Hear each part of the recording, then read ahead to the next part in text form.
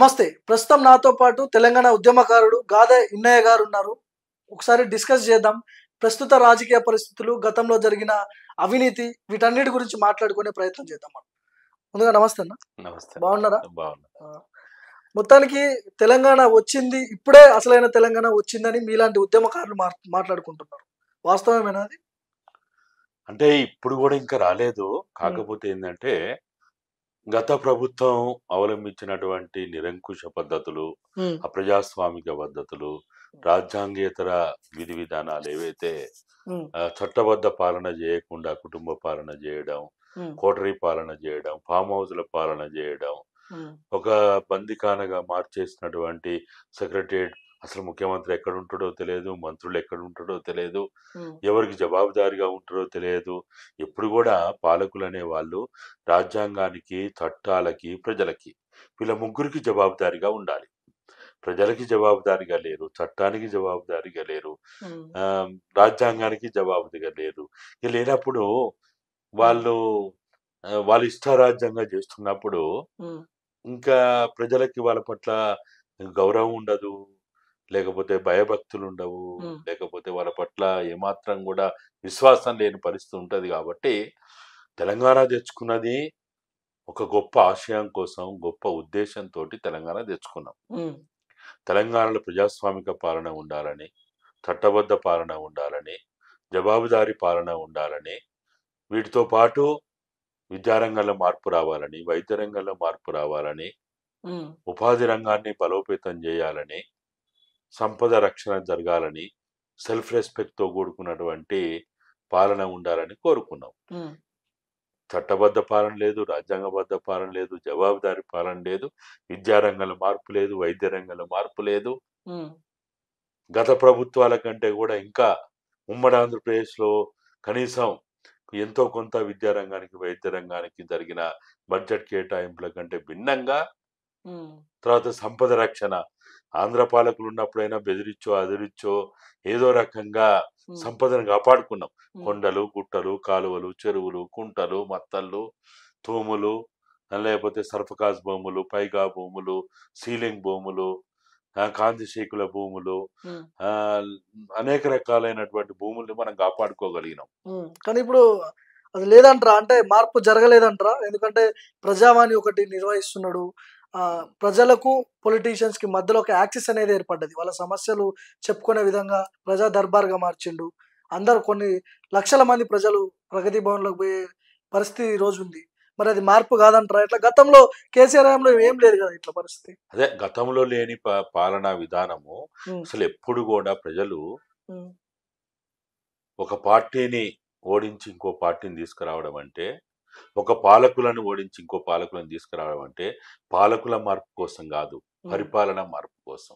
హ్మ్. ఆ పరిపాలన మార్పు ప్రజలెప్పుడు కోరుకుంటారు. హ్మ్. ఆ పార్టీ పోయి ఈ పార్టీ, ఆ జెండా పోయి ఈ పార్టీ, అసలు తెలంగాణ ఎందుకు తెచ్చుకున్నాం? ఆంధ్ర పాలకులు పోయి తెలంగాణ పాలకులు రావాలని గాదు. హ్మ్. ఆంధ్ర దోపిడిదారులు పోయి తెలంగాణ దోపిడిదారులు రావాలని గాదు. అవును. హ్మ్. ఆంధ్ర నిరంకుశ పాలన పోయి తెలంగాణ నిరంకుశ పాలన కోసం గాదు. హ్మ్. ప్రజలు కోరుకునేది పరిపాలనలో మార్పు రావాలని. హ్మ్. ఒక్క పాలకుల మార్పు గాదు. హ్మ్. కాబట్టి ఈ పరిపాలన మార్పు అనేది ఆహ్, టీఆర్ఎస్ ప్రభుత్వంలో ఉండాలని ప్రజలు కోరుకున్నారు. హ్మ్. కానీ అది ప్రజలకి కనీసం చూడ్డానికి గూడా కనుచూపులో గూడా కనపడలే. ఓకే. ఇప్పుడు హ్మ్.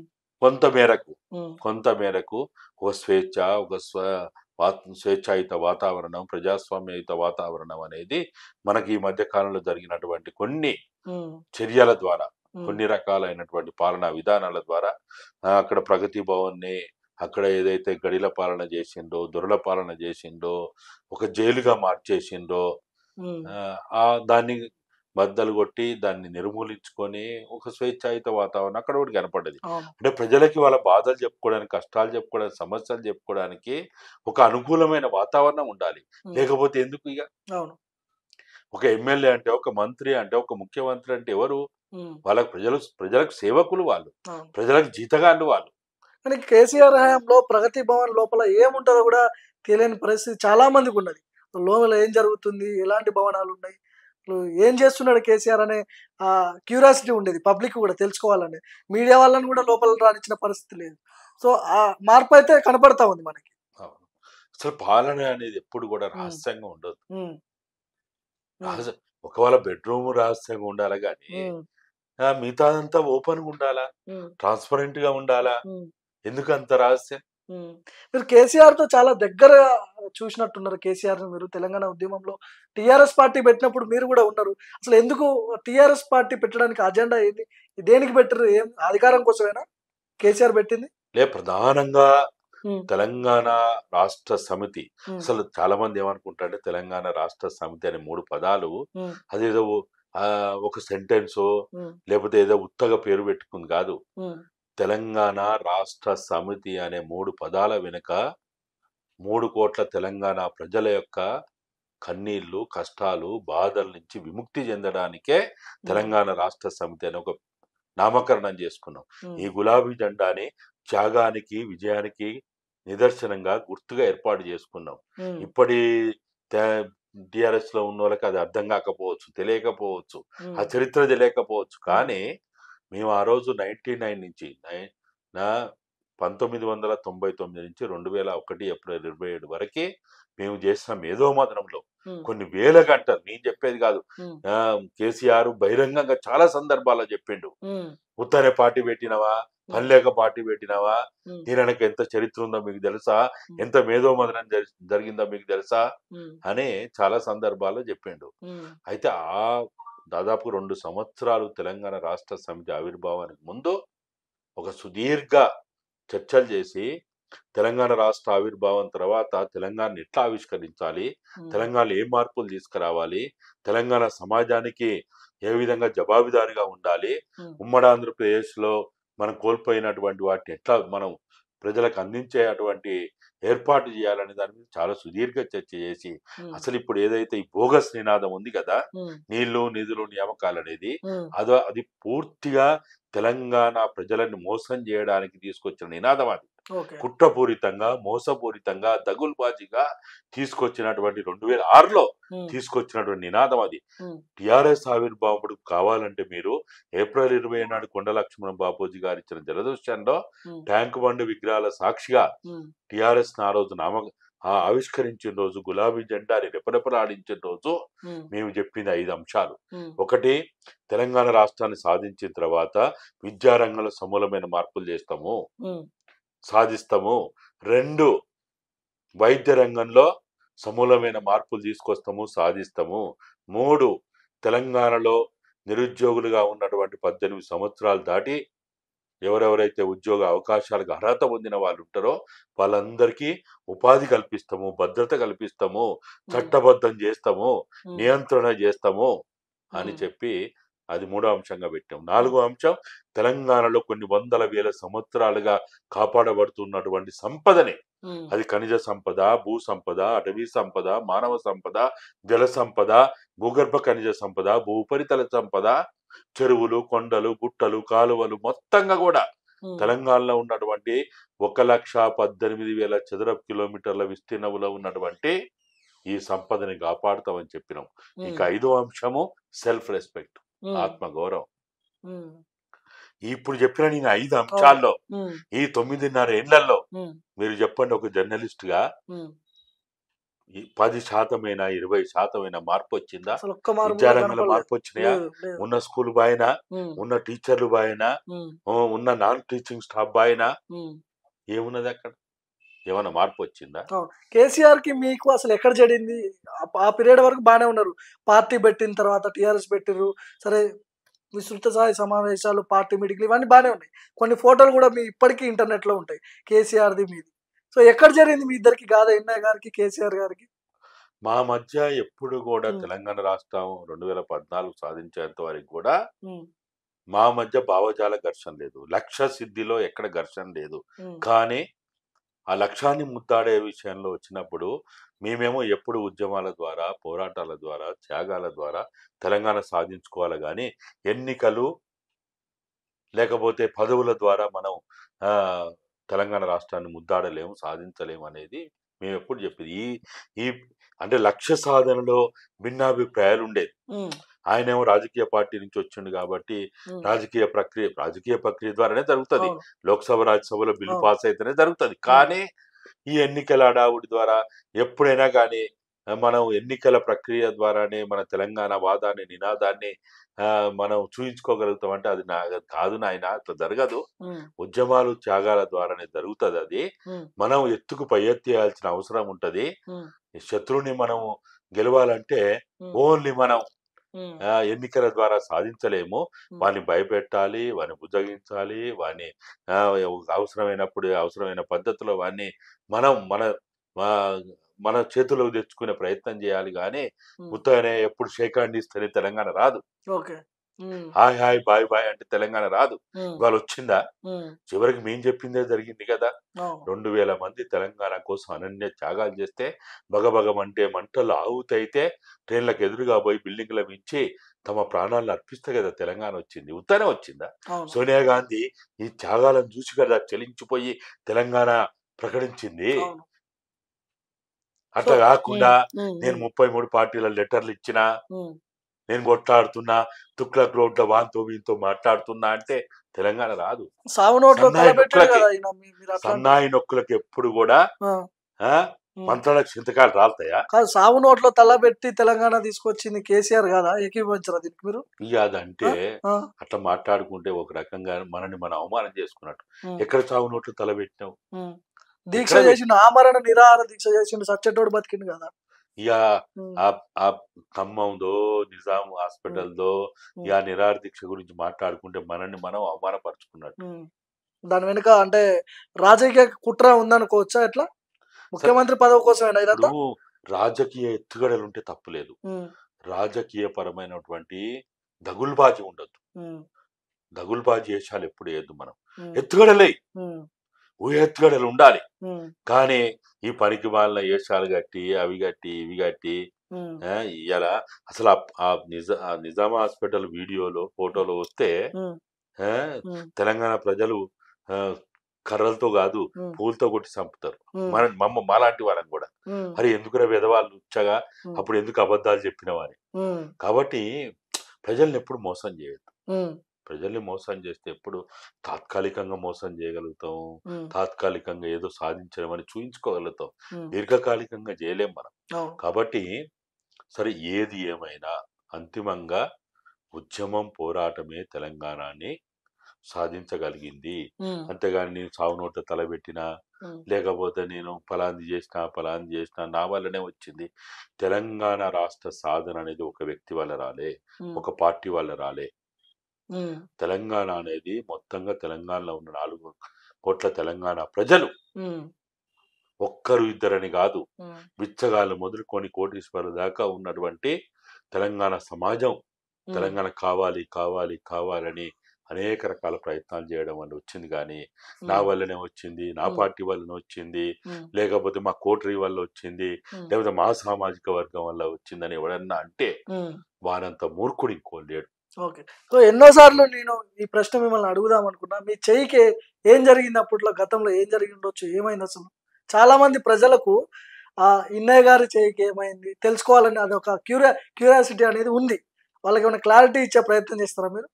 అంటే నేను పీపుల్స్ వార్ పార్టీలో ఉన్నప్పుడు ఆ పార్టీ ఇచ్చినటువంటి బాధ్యతల్లో భాగంగా, అంటే ఏ డేట్ అన్నా, ఏ పీరియడ్ అది, ఏ పీరియడ్?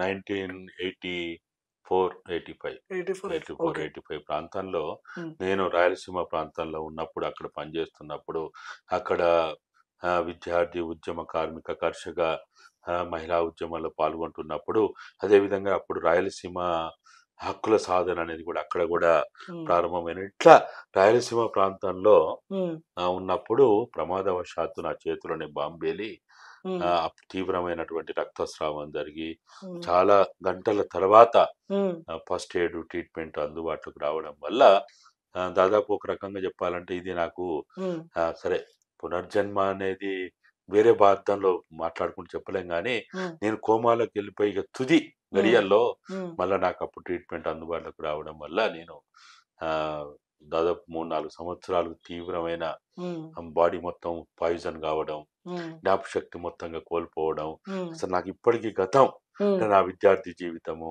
లేకపోతే ఆ, ఈ ఈ ఇన్సిడెంట్ కంటే ముందు ఉమ్, నేను పోషించిన పాత్ర ఉమ్. నాకు ఇప్పటికీ తొందరగా జ్ఞాపకం రాదు, గుర్తురాదు అంత ఈజీ. గుర్తురాదు. ఉమ్, దాదాపుగా నేను ఎందుకంటే అది ఆ, ఉమ్, ఒక రకంగా ఆ ఆ బాంబుల్లో ఉపయోగించే రసాయనిక పదార్థాలు అనేవి అవును. అది బాడీకి పాయిజన్ కావడం అనేది ఇట్లా జరిగింది కాబట్టి ఆ, చాలా అనారోగ్యానికి గురయ్యి తర్వాత ఆ రోజు పీపుల్స్ వార్ పార్టీ కేంద్ర నాయకత్వం నేను కోలుకోవాలని లేకపోతే నా ఆరోగ్యం కుదుటపడాలని లేకపోతే నేను మళ్ళా ఆ, ఉమ్, ఈ రైట్ హ్యాండ్లో వెపన్ ఉమ్, పట్టుకొని నేను ఆ, ఉద్యమంలో పోరాటాల్లో పాల్గొనాలని దాంతో చాలా రకాల ఉమ్, ప్రయత్నాలు చేసిండు, చాలా డాక్టర్లు తోటి కన్సల్ట్ అయ్యి చాలా ఉమ్, రకాల ఉమ్, ఇంకా ఒక 3 సంవత్సరాలు ఉమ్. అన్ని ప్రయోగాలు చేసిండ్రు. ఓకే. కానీ అవన్నీ కూడా విఫలం కావడం వల్ల ఉమ్, ఇంకా చివరికి ఆ, ఆ, ఇంకా సాధ్యం కాదని ఆ నిర్ణయానికి వచ్చిన తర్వాతనే ఈ చెయ్యి మామూలుగా అంత ముందు ఒక ఫింగర్ ఉండేది, ఉమ్, ఈ ఫింగరే ఈ చూపుడు వేలే ఒకటి ఉండేది, ఓకే. ఈ తంబు మొత్తంగా కూడా పోయింది. ఉమ్, కనీసం ఈ చూపుడు వేలు నుండి తంబు ఉంటే ఇట్లా ఈ రెండిటి ద్వారా వెపన్ ఆపరేట్ చేయొచ్చు అనే ఒక ఆశతోటి ఓకే. నా శరీరంలో ఉన్న బోన్స్ ని ఉమ్, బోన్ గ్రాఫ్టింగ్ చేసిండు, స్క్రీన్ గ్రాఫ్టింగ్ చేసిండు, ఇట్లా ఉమ్. చాలా రకాల ఇప్పుడు ఆ ఎఫెక్ట్ ఇప్పటికి ఉందా మీ మీద? అంటే చిన్న చిన్న సైడ్ ఎఫెక్ట్స్ అలాంటివి ఏమైనా ఉంటాయి ఇప్పటికి? ఉంటాయి. ఆ, ఎందుకంటే ఆ, అప్పుడు చాలా యాంటీబయాటిక్స్ ఉమ్, చాలా పవర్ఫుల్ యాంటీబయాటిక్ వాడినాం. ఓకే. యాంటీబయాటిక్ వాడడం వల్ల ఇంకా దానికి ఉండే సైడ్ ఎఫెక్ట్స్ దానికి ఉంటాయి కాబట్టి ఎందుకంటే నా బాడీ పాయిజన్ కావడం వల్ల కంట్రోల్ కాలే, అవును. ఓకే. కంట్రోల్ కావాలి. తర్వాత మధ్యలో ఆపరేషన్ జరిగిన ఇన్ఫెక్షన్స్ ఎఫెక్ట్ అయింది. ఇట్లా ఈ అప్పుడు రహస్య చాలా. జీవితంలో ఉమ్, ఆ ట్రీట్మెంట్ అంటే కూడా చాలా కష్టంగానే ఉంటది. అవును, అవును, చాలా ఇబ్బంది ఒకవైపు పడ్డాను. శత్రువు నుంచి కాపాడుకోబడాలి, ఇంకోవైపు ఉమ్, అధునాతన ట్రీట్మెంట్ పొందాలంటే అంత ఈజీ కాదు. ఈజీగా పెద్ద పెద్ద కార్పొరేట్ హాస్పిటల్లో పోలేము, పోలేము. ఏదో సాధారణ హాస్పిటల్లో ట్రీట్మెంట్ పొందాలి. ఇట్లా సరే ఏది ఏమైనా ఆ రోజు పీపుల్స్ వార్ పార్టీ అగ్రనాయకత్వం కేంద్ర నాయకత్వం నా మీద చాలా ఉమ్, ఆ రోజుల్లోనే ఉమ్, లక్షల రూపాయలు ఖర్చు పెట్టారు. సరే ఉమ్, ప్రయత్నాలు అనేవి ఎప్పుడు ఓకే. సక్సెస్ కావాలని లేదు, ఉమ్, మనం అనుకున్నది జరగాలని లేదు కాబట్టి అట్లా అయింది. ఉమ్, సరే దాని తర్వాత నాకైతే ఇప్పటికీ ఉమ్, నాకు చేయలేదు, ఉమ్, నేను చేయి కోల్పోయినా ఉమ్. లేకపోతే నేను ఒక లక్ష్యం కోసం పోయి అక్కడ నేను అరే నేనేమో కోల్పోయినా అనే ఆలోచన నాకు అసలు మనసులో అవును, రాదు. అవును. మీలాంటి వాళ్ళు ఎప్పుడైనా ఉమ్, చెప్తారు చేయలేదు అనేది గుర్తొస్తుంది కానీ ఉమ్, చాలా మంది మా స్నేహితులు కూడా అప్పుడప్పుడు అంటా ఉంటారు. ఉమ్, అంటే నేనంటే బాగా అవును. ప్రేమించి గౌరవించే వాళ్ళు ఉమ్, ఈ చేయికి ఏదో ఏంది మామూలు మేడు మామూలు చేతులు దొరుకుతూ అవునవును. ఉంటాయి, ఆ, అవి పెట్టుకోరాదని అంటే ఎందుకు అని అంటే ఉమ్, అట్లా చూడడం ఎందుకు మాకు ఇష్టం అనిపిస్తలేదు అంటే అరే నీకు చూడడం ఇష్టం అనిపించకపోతే కళ్ళు మూసుకో, ఉమ్, లేకపోతే నా దగ్గర రాకు, ఉమ్, అంతేగాని ఉమ్, నేనేదో నాకు నేను ఆ, ఆ, ఏదేదో పెట్టుకొని ఉమ్, నాకు చెయ్యి ఉందని అనిపించుకోవాలనే ఎందుకు ఉమ్. అనిపించుకోవాలి? అవును, వాస్తవం. లోపాన్ని ఉన్న లోపాన్ని నేను ఎందుకు కప్పిపుచ్చుకోవాలి? అవును. సో ఇదంతా అయిపోయింది అన్న. మొత్తం ఇప్పుడు కొత్త ప్రభుత్వం వచ్చింది. పాత ప్రభుత్వమే, కొత్త ప్రభుత్వం ఏం కాదు. కాకపోతే తెలంగాణ ప్రజలు ఏదైతే నీళ్లు, నిధులు, నియామకాలని చెప్పి గతంలో కేసీఆర్ మోసం చేసిపోయిండు. ఇవన్నీ జరిగిపోయినాయి. వీళ్ళు ఏం చేయాలి ఇప్పుడు? వచ్చిర్రు, సరే రేవంత్ ముఖ్యమంత్రి అయినా ఇంకెవరైనా అయిపోయింది. వీళ్ళు చేయాల, తెలంగాణ ప్రజలకు న్యాయం జరగాలంటే ఏం చేయాలి? ఎట్లా లైన్ ఏం ముందుకు పోవాలి వీళ్ళు? ఇప్పుడు ఆ బోగస్ నినాదం ఏదైతే ఉందో నీళ్లు, నిధులు, నియామకాలు అనేది ఫస్ట్ ఉమ్, ఉద్యమకారులు మాట్లాడడం బంద్ చేయాలి, ఉమ్, ప్రజా సంఘాలు మాట్లాడడం బంద్ చేయాలి, మీడియా మాట్లాడడం బంద్ చేయాలి. కాంగ్రెస్ ప్రభుత్వం కూడా అనవసరంగా నీళ్లు, నిధులు, నియామకాలు అరే ఈ రాష్ట్రంలో ఉమ్, 63% కుటుంబాలకి ఇప్పటికీ ఉమ్, 1 ఎకరం భూమి పట్టా భూమి కలిగిన వాళ్ళు కూడా లేరు.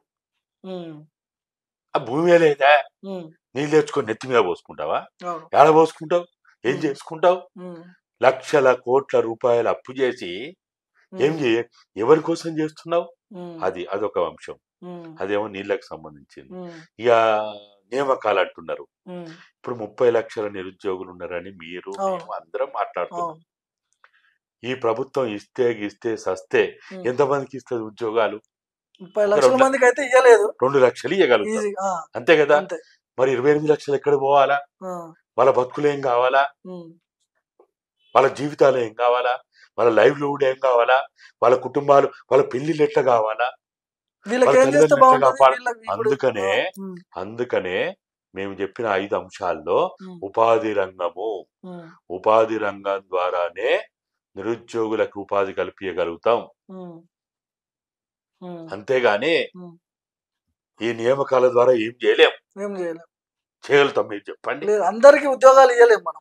తెలంగాణ రాష్ట్ర వ్యాప్తంగా చాలా మంది నిరుద్యోగులు ఉన్నారు, కొంతమంది కాదు. ఇక్కడనే కాదు, ఆ, భారతదేశంలోనే కాదు, ప్రపంచంలో ఏ దేశం కూడా ఉమ్, అది కమ్యూనిస్ట్ పరిపాలన అయినా, సోషలిస్ట్ పరిపాలన అయినా, ఉమ్, ప్రజాస్వామ్య పరిపాలన అయినా, పెట్టుబడిదారి దేశాలుగా పిలువబడేటువంటి దేశాల్లో కూడా 2% కంటే ఎక్కువ ప్రభుత్వ ఉద్యోగాలు ఇవ్వలేవు.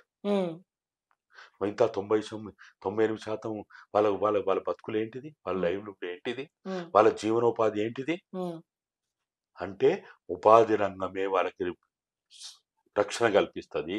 ఉమ్. ఉపాధి రంగమే వాళ్ళకి లైవ్లీహుడ్ ఇవ్వగలుగుతుంది. కేటీఆర్ 1,50,000 ఉద్యోగాలు ఇచ్చిన మేము ఉన్నప్పుడు అని అంటాడు, వాస్తవమేనా అది? ఉద్యోగాలు వచ్చినాయి అనుకోవచ్చా నిజంగానే? ఇప్పుడు అది 1,50,000, 60,000, 40,000 ఎంత అని పక్కన పెడదాం. ఆ, అసలు నువ్వు ఎంత ఇచ్చినావు ఉమ్, అది చెప్పు. ఉమ్, నువ్వు ఎంతమంది నిరుద్యోగుల్లో ఉమ్, నువ్వు ఎంత శాతం ఇచ్చినావు? ఉమ్, ఆఫ్టర్ ఆల్ వాళ్ళు మొత్తం లెక్క చేస్తే ఉమ్, 0.8%కి ఇచ్చిన వాళ్ళు. ఉమ్, మొత్తం నిరుద్యోగుల సంఖ్య తీస్తే ఉమ్, ఉద్యోగ అర్హత ఉండి ఉమ్, పట్టభద్రులైన వాళ్ళు ఉమ్, ఎవరెవరైతే ఉన్నారో ఉమ్, వాళ్ళందరూ లెక్క తీస్తే ఆ, వాళ్ళు ఇచ్చింది 0.8% ఇచ్చారు. ఉమ్. 1% కూడా ఇవ్వలే. ఓకే. ఈ ప్రభుత్వం కూడా అనవసరంగా మేమేదో అది చేస్తాం, ఇది చేస్తాం, క్యాలెండర్ ప్రకటించినాం, ఉమ్, ఇవన్నీ పనికి మాల ముచ్చట్లు. ఉమ్, మనం కూడా ఇవి మాట్లాడొద్దు. అవును. మనం మాట్లాడొచ్చింది కూడా 30 లక్షలు ఏదైతే మీరు అంటున్నారో నిరుద్యోగులు ఉన్నారని, ఉమ్, 30 లక్షలకి ఏం చేస్తావో చెప్పు. ఉమ్, ఏ విధంగా ఉపాధి కల్పిస్తావో చెప్పు. ఏ విధంగా వాళ్ళకి అది ప్రైవేట్ కంపెనీలా, ప్రైవేటు ఉద్యోగాలా, లేకపోతే ఇంకా ఏ రకమైనటువంటి అనేక రకాల వృత్తులు ఉన్నాయి. అవును. అక్కడే వాళ్ళకి ఉపాధి ఎట్లా కల్పిస్తావో చెప్పు. అసలు ఇంత అప్పుల కుప్పగా మారింది కదా తెలంగాణలో. ఇన్ని లక్షల కోట్లు అప్పు చేసిర్రు, 6 గ్యారంటీలు, 5 డిక్లరేషన్లు, మహిళలకు ఉచిత బస్సు, ఇవన్నీ. ఉచిత బస్సు అంటే అది అయిపోయింది, మేనిఫెస్టోలో పెట్టారు కాబట్టి ఇవ్వాల్సిందే. కానీ ఇవన్నీ హామీలు అమలు అవుతాయని సాధ్యమేనా అసలు? అంటే వాళ్ళు చెప్పేటువంటి 6 గ్యారెంటీలు ఏవైతున్నాయో ఇమీడియట్గా అయితే కావు. కావు. వాళ్ళు అన్నట్టు 100 రోజులు, ఉమ్, 200 రోజులు ఇటువంటి పనికి మాలిన డెడ్ లైన్లు పెట్టుకోవద్దు. ఉమ్, ఓకే. మేము కూడా తెలంగాణ ఉద్యమ క్రమంలో కూడా ఉమ్, ఆ, ఇంకా ఇది ఈ 2004లో వస్తుంది, 2009లో వస్తుంది అని ఇట్లా అనవసరంగా మాట్లాడేది. ఉమ్, ఓకే. ఇవి ఎన్నికలప్పుడు పనిచేస్తాయి, ఉమ్, పరిపాలన అప్పుడు పనిచేయవు. ఉమ్, పరిపాలన సపరేటు, ఉమ్, పాలన సపరేటు, ఎన్నికలు సపరేటు. ఉమ్, ఎన్నికలు అనేది 3 నెలల్లో ఓ 1,00,000 అబద్ధాలు ఆడుతూ ఉమ్, ఎవరు చెప్తారు చూడు పెద్దలు, ఉమ్, అరే 100 అబద్ధాలు ఆడినా 1000 అబద్ధాలు ఆడినా పెళ్లి చేయరా అన్నట్టే ఉంటది ఇది కూడా. ఉమ్, అది ఓకే. నడవాలి. అది అవును. ఉమ్, పెళ్లి చేసిన తర్వాత ఏం తత్తంగా ఉంటుందో తెలియదా? అవును. అబద్ధాలు ఆడినావు, పెళ్లి చేసినావు, ఉమ్, తర్వాత ఏంటి? అవును. ఉమ్, ఉత్తేనే ఆడుతుంది సంసారం. ఉమ్, ఉమ్, అనేక రకాల గొడవలు ఉంటాయి, కీచులాటలు ఉంటాయి, ఉమ్, ఎన్నో రకాలైన సమస్యలు వస్తుంటాయి. ఉమ్. ఒకసారి భార్య భర్తను తిడుతుంది, భర్త భార్యను తిడితే ఎన్నో ఉంటాయి. ఇప్పుడు నడవదు అది. అవును. ఇప్పుడు ఉమ్, కూడా ఉమ్, ఈ 100 రోజులు, 200 రోజులు, 300 రోజులు ఇవన్నీ బంద్ చేయాలి. ఉమ్, ఇవన్నీ బంద్ చేసి ఒక్కటొక్కటిగా ఉమ్, ఏ విధంగా పరిష్కరించుకుంటూ పోవాలి, ప్రజలకు అందుబాటులో తీసుకురావాలి, ప్రజలకు ఉపయోగపడేటువంటి పనులు ఏం చేయాలి కానీ అనవసరంగా ఏదో మీడియా ఉంది కదా, ఉమ్, లేకపోతే నోరు ఉంది కదా అని వాగితే లాభం లేదు. ఉమ్, ఇప్పుడు